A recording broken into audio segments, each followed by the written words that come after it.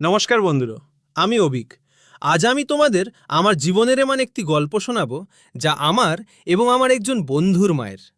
এই রেশমি গোপন কথা আমার মনের মধ্যে অনেক দিন ধরে লুকিয়েছিল, যা আজে আমি তোমাদের সামনে প্রকাশ করছি। গল্পটা সেই সময়কার যখন আমি গ্র্যাজুয়েশনে ভর্তি হয়েছিলাম। কলেজের প্রথম দিনই আমার পরিচয় আকাশের সাথে হলো। আমাদের চিন্তাভাবনা এবং স্বভাব মিলে যাবার কারণে আমরা খুব দ্রুত ভালো বন্ধু হবে গেলাম। আমরা দুজনেই একই এলাকায় কিন্তু একে অপরের থেকে একটু দূরে থাকতাম। আমার কাছে বাইক থাকার কারণে আমি রোজ কলেজে যাবার সময়ে আকাশকে সাথে নিয়ে যেতাম এবং কলেজ শেষ হলে তাকে তার বাড়িতে এনে ছেড়ে দিতাম। রোজকার এই আসা যাওয়ার কারণে আকাশের বাড়িতে আমার যাওয়া আসা খুব বেড়ে গেল এবং স্বাভাবিকভাবেই তার মায়ের ছাদে অর্থাৎ কাকিমার ছাদে আমার কথোপকথন খুব ভালো বেড়ে গেল। আকাশের বাবা যখন সে দশম শ্রেণীতে পড়ত তখনই মারা গিয়েছিলেন। তখনই থেকে এই পৃথিবীতে আকাশ এবং তার মা এই দুজনেই একে অপরের আশ্রয় হবে থাকতেন। শুরুতে আমাদের বেশি কথোপকথন হতো না, কারণ আমি শুধু তাকে ছাড়তে যেতাম। কিন্তু ধীরে ধীরে আমরা দুজনে একসাথে পড়াশুনো করতে লাগলাম এবং আমি তার বাড়িতে পড়ার জন্য যেতে লাগলাম। তাই কাকিমার বাড়িতে আমার আসা যাওয়া খুব বেড়ে গেল। সয়গ এমন ছিল যে আমার এই বন্ধু আমার বাড়ির কাছেই থাকত। একদা আকাশ কোনো একটি কাজের জন্য 2 দিনের জন্য নিজের গ্রামে গিয়েছিল। সেই দিনই বিকেলের বেলা আমি যখন মার্কেট দিয়ে যাচ্ছিলাম তখন আমি কাকিমাকে সবজি কিনতে দেখলাম। তার হাতে সবজির ভারী ব্যাগ ছিল। আমি তখনই আমার বাইক তার কাছে থামালাম এবং আদরের সাথে বললাম, কাকিমা, এসুন বসুন বাইকে, আমি তোমাকে বাড়িতে ছেড়ে দিচ্ছি। কাকিমা হেসে আমার দিককে তাকালে এবং তিনি বাইকে পিছে বসলেন। আমি তাকে নিয়ে তার বাড়িতে গেলাম। যখন আমরা বাড়িতে পৌঁছালাম তখন তার মুখে এবং হাবভাবে আমি একটি আলাদা সংকোচ এবং বিচিত্রতা অনুভব করলাম। বাড়িতে আসার পর আমি আনুষ্ঠানিকভাবে জানলাম যে আকাশ সত্যিই গ্রামে গিয়েছে এবং বাড়িতে কাকিমা পূর্ণরূপে একা আছেন। বাড়ির নিস্তব্ধতা দেখে আমি সেখান থেকে প্রস্থান করার তাড়াতাড়িতে ছিলাম। আমি বললাম, তালে কাকিমা, আমি এবার আসি। কিন্তু কাকিমা তখনই বললেন, আরে অভিক, থাকো একটু, এ তো তাড়াতাড়ি কোথায় চলেছ? চা বনিয়ে দিচ্ছি, চা খেয়ে যাও। সত্যি বলতে কি, আমার তখনই চা খাওয়ার খুব একটা ইচ্ছা ছিল না, কিন্তু মনে মনে চিন্তা আলো যে কাকিমার সাধে এখানে সময় কাটানোর এই সসুন্দর সুযোগ আমি কেন ছাড়ব। তাই আমি সম্মতি দিলাম এবং সেখানেই হলে থাকলাম। কিছু মিনিটের মধ্যেই কাকিমা কিচেন থেকে গরম চায়ের কাপ নিয়ে এলেন। তিনি শরীরে একটি হালকা এবং মৌ গাউন পরেছিলেন। তিনি যখন আমাকে চা দেওয়ার জন্য আমার সামনে ঝুঁকলেন তখন তার সেই গাউনের গলা দিয়ে তার সুদৃঢ়, ভরার এবং ফসরসা উরগেরে গভীর গলি আমার চোখের সামনে একদম স্পষ্ট এলো। তার সেই পরিপক্ক এবং মাদক সৌন্দর্য দেখে আমার চোখ কপালে উঠল এবং আমি অঞ্জানেই সেই গলির দিকে এক দৃষ্টে তাকিয়ে রইলাম। আমি তার সেই সৌন্দর্যের আস্বাদ নিচ্ছি, এটা কাকিমার তখনই মনে হয়েছিল। কিন্তু আশ্চর্যের বিষয় এই যে তিনি আমাকে একদম বারণ করলেন না এবং নিজের গাউন সোজা করার চেষ্টায়ও করলেন না। কাকিমার এই মূকসম্মতির কারণে আমার সাহস আরও বেড়ে গেল এবং আমি কোনো ভয় ছাড়াই তার সেই মাদক রূপের দিকে তাকিয়ে রইলাম। ঘরে একটি আলাদা ধুন্ধ এবং শৃঙ্গারিক নিস্তব্ধতা ছড়িয়ে পড়েছিল। আমি চা খেয়ে নিলাম এবং কাকিমা নিবান্তভাবে আমার সামনে বসে গল্প করতে লাগলেন। প্রথমবার আমাদের দুজনের মধ্যে একটি আলাদা আকর্ষণের স্ফুলিঙ্গ পড়েছিল। আমি চা শেষ করে তাকে থ্যাঙ্কস বললাম এবং সেখান থেকে বাড়িতে চলে এলাম। কিন্তু রাত্রে বাড়িতে আসার পরেও আমার চোখের সামনে থেকে কাকিমার সেই মাদক রূপ এবং সেই প্রসঙ্গ একদম যাচ্ছিল না। সেই প্রথম প্রসঙ্গের পর আমার মনে কাকিমা সম্পর্কে একটি আলাদা আদর এবং আকর্ষণ তৈরি হয়েছিল। তারপরে এক রবিবার সকালে কাকিমার আমাকে অচানক ফোন এলো। তিনি বললেন, অভিক, আরে আজ বাড়িতে অনেক সাফসফাই করতে হবে, আকাশও নেই, তাহলে যারা সাহায্য করতে আসবি কি রে? আমি তখনই সম্মতি দিলাম এবং সকালে তাড়াতাড়ি তার বাড়িতে পৌঁছালাম। আমি যখন গেলাম তখন কাকিমা নুকতেই ঘুম থেকে উঠেছিলেন। তার মুখে একটি নিরাপরাধ আলস্য ছিল। তিনি আমাকে দেখলেন এবং সংকোচে হেসে বললেন, আরে আভিক, তুই তো খুব তাড়াতাড়ি এসে গেলি। যারা হলে বস, আমি 5 মিনিটে ফ্রেশ হবে আসছি। কিছুক্ষণের মধ্যেই তিনি ফ্রেশ হবে আলেন এবং আমরা দুজনে মিলে বাড়ির সাফসফাই করতে লাগলাম। কখনো কপাটের ডব্বা নামানোর সময়, তো কখনো জানলার পর্দা খোলার সময় আমাদের মধ্যে হালকা গল্প এবং সংবাদ শুরু হলো। আমাদের মধ্যেকার সেই পুরনো সংকোচ এবার ধীরে ধীরে কমে যাচ্ছিল এবং আমাদের টিউনিং খুব সসন্দর মিলে যাচ্ছিল। কাজ করতে করতে আমাদের মধ্যেকার ঘনিষ্ঠতা খুব বেড়ে যাচ্ছিল এবং ঘরে একটি আলাদা ধুন্দ নিস্তব্ধতা ছড়িয়ে পড়েছিল। দুপুর হয়েছিল। আমরা দুজনেই সাফসফাই করে খুব ক্লান্ত হয়েছিলাম এবং আমাদের দুজনেরই প্রচণ্ড ক্ষুধা পেয়েছিল। কিন্তু কাজের গড়বড়ে কাকিমা রান্না করার সময় পারেননি। তিনি আমাকে বললেন, আভিক, রান্না করা বাকি পড়ে গেল রে। তুই এমান কর, আমাদের দুজনের জন্য বাইরে থেকে কোনো ভালো খাবার নিয়ে আয়। আমি তখনই বাইক নিয়ে বাইরে গেলাম। আমি যখন খাবার নিয়ে ফিরলাম তখন কাকিমা নিজের স্নানশেষও করে নিয়েছিলেন। তিনি যখন হলে আলেন তখন তার রূপ খুবই ফ্রেশ এবং সসন্দর দেখাচ্ছিল। তিনি চুল ধুয়েছিলেন এবং তার বেজা চুল থেকে শ্যাম্পুর একটি অত্যন্ত সুগন্ধি গন্ধ সম্পূর্ণ বাড়িতে ছড়িয়ে পড়েছিল। তার সেই সুগন্ধি সোবতিনে আমার মুড আরও ভালো হলো। আমরা দুজনে একসাথে বসে খাওয়া দাওয়া করলাম এবং তারপর হলে নিবান্ত গপ্পা মারতে বসলাম।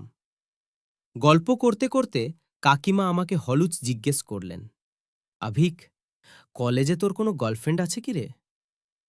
আমি একটু লজ্জা পেয়ে বললাম, না কাকিমা, এখনো তো কোনো নেই। কিন্তু আমার এই উত্তরে তিনি একটি মাদক কটাক্ষ করলেন। তিনি মনে মনে হেসে আমার দিকে তাকিয়েছিলেন। গল্প করতে করতেই আমাদের চোখ একে অপরের চোখে আটকে গেল। তার নজরেতে একটি আলাদা আকর্ষণ এবং অসুস্থতা আমি স্পষ্ট অনুভব করতে পারছিলাম। আমরা দুজনেই একে অপরের খুব কাছে বসেছিলাম এবং আমাদের মধ্যে একটি সুন্দর শৃঙ্গারিক আকর্ষণ তৈরি হয়েছিল। আমরা টিভি চালালাম। টিভিতে হান্টার সিনেমা চলছিল, যার মধ্যে কিছু অত্যন্ত রোম্যান্টিক এবং শৃঙ্গারিক দৃশ্য চলছিল। পর্দের সেই রোম্যান্স দেখে আমরা দুজনে আবার একে অপরের চোখে তাকালাম। ঘরের আবহাওয়া সম্পূর্ণরূপে নিস্তব্ধ এবং মাদক হয়েছিল। কাকিমা প্রথমে সংকোচে চ্যানেল বদলানোর চেষ্টা করলেন, কিন্তু আমি হলুচ বললাম, কাকিমা, থাক না, ভালো সিনেমা আছে। আমার এই শব্দ শুনে কাকিমা আমার দিকে তাকালেন। তিনি উঠলেন। তিনি হলের জানলার পর্দা পূর্ণরূপে বন্ধ করলেন, ঘরে হালকা অন্ধকার করলেন এবং আবার সেই সিনেমা চালু করে আমার একদম কাছে এসে বসলেন। জানলার পর্দা বন্ধ হওয়ার কারণে হলে একটি হালকা সুগন্ধি অন্ধকার ছড়িয়ে পড়েছিল। টিভিতে সেই রোম্যান্টিক দৃশ্য এবং ঘরের সেই নিস্তব্ধতার আমাদের দুজনের অপরেই গভীর প্রভাব পড়ছিল। কাকিমা আমার একদম কাছে এসে বসেছিলেন। তার বেজা চুল থেকে আসা শ্যাম্পুর সেই সুগন্ধি গন্ধ আমার মনকে আরও বেভান করছিল। আমার মুড এবার পূর্ণরূপে তৈরি হয়ে গেল। আমি হলুচ এগিয়ে গেলাম এবং আমার হাঁটু তার পিছে থেকে হালকা স্পর্শ করবে এমনভাবে নিজেকে সামলে নিলাম। ঘরে প্রচণ্ড নিস্তব্ধতা ছিল, শুধু টিভি মন্দ আওয়াজ আসছিল। আমার এই ঘনিষ্ঠতায় কাকিমা কোনো বিরোধ করলেন না। উলটে তিনি তেমনি শান্ত বসে রইলেন। তার এই মূক সম্মতিতে আমার সাহস আরও বেড়ে গেল। আমি তার আরও কাছে গেলাম। আমাদের ঘনিষ্ঠতা এবার এত বেড়ে গেল যে আমি তার উষ্ণ শ্বাস স্পষ্ট অনুভব করতে পারছিলাম। তিনিও একটি আলাদা আকর্ষণে আমার দিকে তাকিয়েছিলেন। সত্যি বড়তে এমান অনুভব নেওয়ার আমার এই প্রথমবার ছিল। তাই মনে সাহস থাকলেও ভেতর থেকে একটি হালকা ভয় এবং বুক ধরধর করছিল। কিন্তু কাকিমা সেই মাদক আবহাওয়ায় অত্যন্ত আকর্ষক এবং সসন্দর দেখাচ্ছিলেন। অনেক বছরের একাকীপনের পর তাকেও এই আপনার এবং প্রেমের স্পর্শ প্রয়োজন ছিল। তিনি হলুদ টিভি বন্ধ করলেন এবং পূর্ণরূপে আমার দিকে ঘুরে বসলেন। তিনি আমার চোখে চোখ রাখলেন এবং আমাকে বোঝানোর সুরে অত্যন্ত নরম আওয়াজে বললেন, অভিক, আরে তুই এটা যা করছিস না, এটা ভুল রে। তার আওয়াজ কাঁপচ্ছিল এবং তার এই কথায় বিরোধের থেকে একটি আলাদা শৃঙ্গারিক আকর্ষণ স্পষ্ট বোঝা যাচ্ছিল। তিনি ভেতর থেকে কত ব্যাকুল হয়েছেন, এটা আমি তার নজর থেকে বুঝতে পারছিলাম। আমি তার কথা শোনার মুহূর্তে ছিলাম না। আমি কোনো সংকোচ না করে এগিয়ে গেলাম, তাকে ধীরে ধীরে আমার বুককে জড়িয়ে নিলাম এবং তার গুলাবি ওঠে আমার ওঠ ছুঁয়ালাম। অচানক হয়ে এই স্পর্শে তিনি একটু ঘবরে গেলেন। তিনি শুরুতে আমাকে হালকা বিরোধ করার এবং আমার কোল থেকে মুক্তি পাওয়ার চেষ্টা করলেন, কিন্তু তার মনের সেই সুপ্ত ইচ্ছা এবং প্রেমের ক্ষুধা তাকে পিছে যেতে দিচ্ছিল না। শেষ পর্যন্ত তিনি নিজেকে পূর্ণরূপে আমার স্বাধীন করলেন। আমি তার নরম চুলে আমার হাত রাখালাম এবং অত্যন্ত উৎকট টেনে তাকে চুম্বন দিতে লাগলাম। তার ওঠের সেই মধুর আস্বাদ নেওয়ার সময়ে আমাদের মধ্যেকার শৃঙ্গারিক উষ্ণতা চরম সীমায় পৌঁছেছিল। আমরা দুজনেই একে অপরের কাছে পূর্ণরূপে মগ্ন হয়ে গেছিলাম।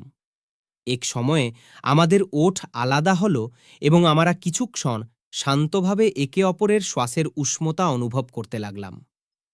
কিন্তু কাকিমার মনে এবং শরীরে অনেক বছর ধরে লুকিয়ে থাকা সেই সুপ্ত আগুন এবার পূর্ণরূপে জাগে উঠেছিল, যা এবার শান্ত হয়ে আর ছিল না।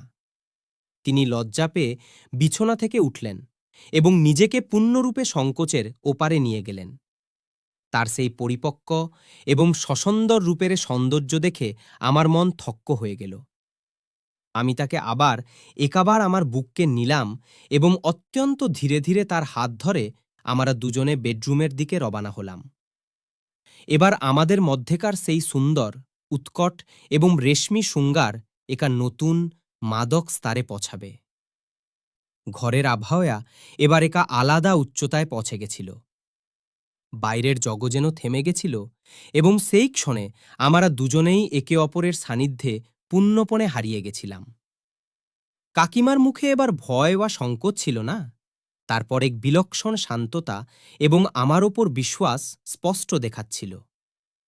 আমি তাকে আবার একাবার আমার বুককে নিলাম। তার সেই কোমল স্পর্শ এবং আমার শ্বাসের উষ্ণতা একে অপরে মিলিত হচ্ছিল। ৮ বছর থেকে যে কোনো গোপন কথা তার মনে লুকিয়েছিল, সেটা আজ এই রেশমি সঙের কারণে প্রকাশ হয়ে যাচ্ছিল। আমি তাকে ধীরে ধীরে বিছানায় বসালাম এবং তার সাধে প্রেমে গপ্পা মারতে লাগলাম। সেই শান্ততায় আমাদের শব্দ কম এবং নজরের কথোপকথন বেশি ছিল। তিনি বললেন, অভিক, আমার আজ খুব হালকা লাগছি। তুই আমার জীবনে এমান এসে আমার মনের বোঝ কম করবি এমান কখনোই ভাবনি। আমি তার হাত নিজের হাতে নিলাম এবং আশ্বাসকভাবে বললাম, কাকিমা, এই সম্পর্ক এবার শুধু একা সীমারেখায় থাকবে না, আমরা একে অপরের আশ্রয় হবে গেছি। কিছু ক্ষণের সেই শান্ত সংবাদের পর আমাদের মধ্যেকার সেই রেশমি বন্ধ আরও দৃঢ় হল। আমরা একে অপরের দিকে তাকিয়ে রইলাম এবং সেই মাদক আবহাওয়ায় আবার একাবার একা নিখল শৃঙ্গারিক আকর্ষণের অনুভূতি এলো। সেই অনুভব কেবল শারীরিক ছিল না, সেটা ছিল দুই আত্মার একে অপরের সাধে হওয়া সংবাদ। আমরা দুজনেই সেই সুখের এবং আনন্দের ক্ষণে পূর্ণপণে তল্লীন হয়ে গেছিলাম।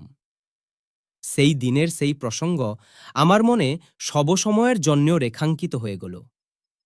আমরা একে অপরেকে দেবা সেই প্রেমল আশ্বাসন এবং সেই একাকিত্ব দূর করার সহবাস আমাদের সম্পর্ককে একা নতুন উচ্চতায় নিয়ে গেছিল। আমার জীবনের এই এমান একা গোপন কথা ছিল, যা আমি শুধু কাকিমার সাধই শেয়ার করতে পারতাম। সেই ক্ষণে আমার বোধ হল যে কিছু সম্পর্ক এগুলো শব্দের ওপারে গিয়ে একে অপরের সোবতিনেই আরও সমৃদ্ধ হবে থাকে। সেই দিন বেডরুমে যা কিছু ঘটল, সেটা আমাদের জীবনে একা নতুন এবং সুগন্ধি দিশা দিয়েছিল। অনেক বছরের কাকিমার একাকীপন এবং আমার মনের তার প্রতি সেই সুপ্ত আকর্ষণ একা অতিশয় সসন্দর এবং উৎকট উৎসবে তৃপ্ত হয়েছিল। যখন আমরা দুজনেই একে অপরের বুকে শান্ত হলাম, তখন ঘরে একা আলাদা শান্ততা এবং সমাধান ছড়িয়ে পড়েছিল। কাকিমা আমার বুকে মাথা রেখেছিলেন। তার মুখে এবার প্রচুর তৃপ্তি এবং মনের সব বোঝ নেমে যাবার আনন্দ স্পষ্ট দেখাচ্ছিল। তিনি হলুজ আমার দিকে তাকালেন। তার ওঠে একা সুন্দর হাসি এলো এবং তিনি অত্যন্ত ভাবনিক আওয়াজে বললেন, অভিক, আজ কিত্যেক বছর পর আমার এমন মনে হলো যে আমার নিজের এবং আমাকে বুঝতে পারার মত কোনো মানুষ আমার কাছে আছে। তুই আমাকে যে সুখ এবং প্রেম দিলি সেটা আমি কখনোই ভুলতে পারবো না। আমি তার নরম চুলে হাত বুলালাম এবং বললাম, কাকিমা, এটা শুধু একা দিনের জন্য সীমিত নেই। যখন যখন তোমার আমার প্রয়োজন মনে হবে, আমি সবসময় তোমার পাশে থাকব। আমার এই শব্দ শুনে তার চোখে আনন্দের অশ্রু এলো এবং তিনি আমাকে আরো দৃঢ়ভাবে জড়িয়ে ধরলেন। সেই প্রসঙ্গের পর আমাদের মধ্যে একা আলাদা রেশমি গোপন কথা তৈরি হয়ে গেছিল। পুড়ে গিয়ে কলেজ শেষ হলো এবং আমি কলকাতায় একা ভালো কোম্পানিতে চাকরি পেলাম। আমি এবার কলকাতায় স্থায়ী হয়েছি এবং আমার কাজে ব্যস্ত থাকি। কিন্তু আজই যখন কখনো আমি ছুটি পাই এবং আমি আমার গ্রামে, আমার বাড়িতে যাই, তখন আকাশের সাধে দেখা করার বাহানায় কাকিমার বাড়িতে নিশ্চয়ই একবার ঘুরে আসি। আকাশকে আমাদের এই মধুর ও গোপন কথার কোনো ভাবনাই নেই। আজই যখন বাড়িতে কোনো মানুষ থাকে না এবং আমাকে কাকিমার সাধে এখানে দুই কথা বলার সুযোগ মিলে, তখন তার নজরে সেই পুরনো শৃঙ্গারিক আকর্ষণ এবং আমার প্রতি প্রচুর আদর আমি আবার দেখতে পাই। আমাদের এই রেশমি গোপন কথা কালের প্রবাহে আরো দৃঢ় হয়েছে, যা আমাদের দুজনেরই জীবনে একা সুন্দর এবং জীবন্ত আঠন হিসাবে সবসময়ের জন্য সংরক্ষিত রইবে। বন্ধুরা, গল্পটা ভালো লাগলে ভিডিওটি লাইক করুন এবং চ্যানেলটি সাবস্ক্রাইব করুন। ধন্যবাদ।